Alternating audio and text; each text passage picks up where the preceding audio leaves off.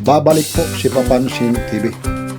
Ito po'y pinilit ko lang si Papansin TV ngayon, kakakausap ko lang nila kay Adventure. Marami raw nag-aalala kung nasaan si Papansin TV.